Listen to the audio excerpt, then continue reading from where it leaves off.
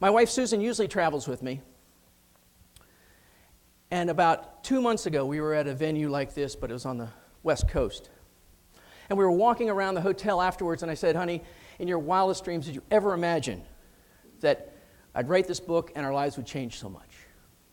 And she looked at me with that glimmer in her eye and that concept that only a person married to you for 23 years can get. And she looked at me and she said, honey, I'm not sure, because in my wildest dreams, you don't even show up. That's something that's really important to put into your head. Small changes, practiced consistently, create dramatic results. So when you build this successful mindset, which all of us have, I mean, you wouldn't be sitting in this room if you didn't have that mindset. You understand about goal setting, you understand about all that other stuff. But a lot of times to do this side of our lives has a tendency to struggle sometimes.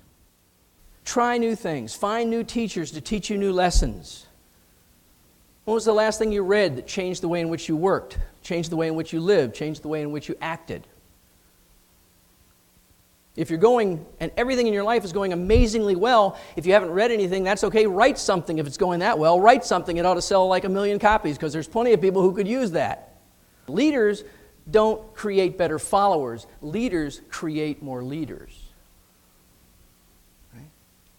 Because a whole room full of leaders that are following the guidance in one direction, but they're strong and independent and feel successful, will get dramatically more done than everybody sort of sitting there going, well, what do you think we should do now?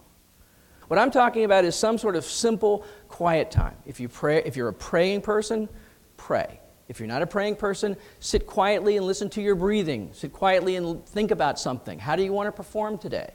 One of the best exercises I use organizationally is have somebody stop and think about how they would like to be perceived on a particular phone call or in a particular meeting.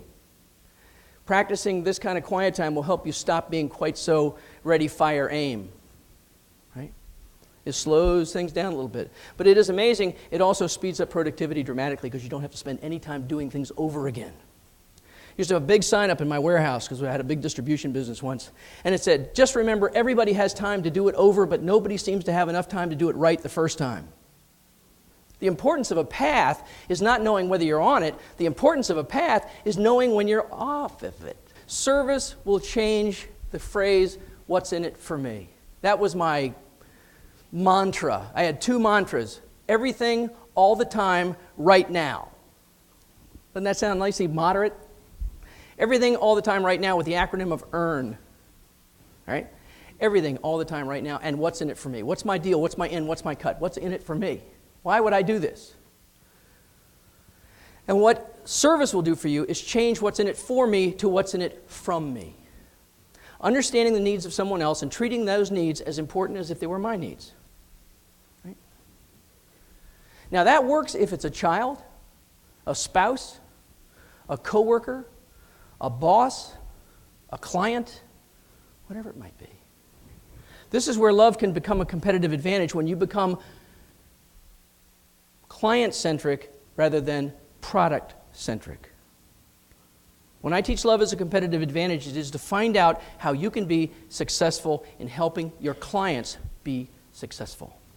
When was the last time you talked to a person in your office and said that you could not be here without their help? That kind of open connection changes the way people work together.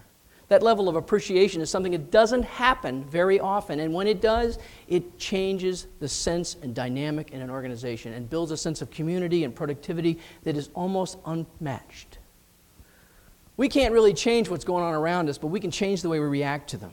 To be grateful for all things at all times, even extreme situations. How do we react to them? Do we react positively? Do we react negatively? If we react negatively, are we carrying those negative feelings around? Do we need to think about forgiveness? We are the lenses of our lives. The world that we see out here is based on the world that exists in here. If we want to live in a world that's full of peace and harmony and happiness and productivity, then inside needs to be peaceful, harmonious, and productive. I've heard as a kid and growing up is that you only get out what you put in. That is true. In everything I've ever done in my life, you get out what you put in. It's as simple as that. As you go through life, I want you to try and pick willingness, over contempt, quiet time over stress, service over self, love and forgiveness over resentment, gratitude over entitlement, and action over inaction. And more than anything else, I want you to choose to do it today rather than tomorrow.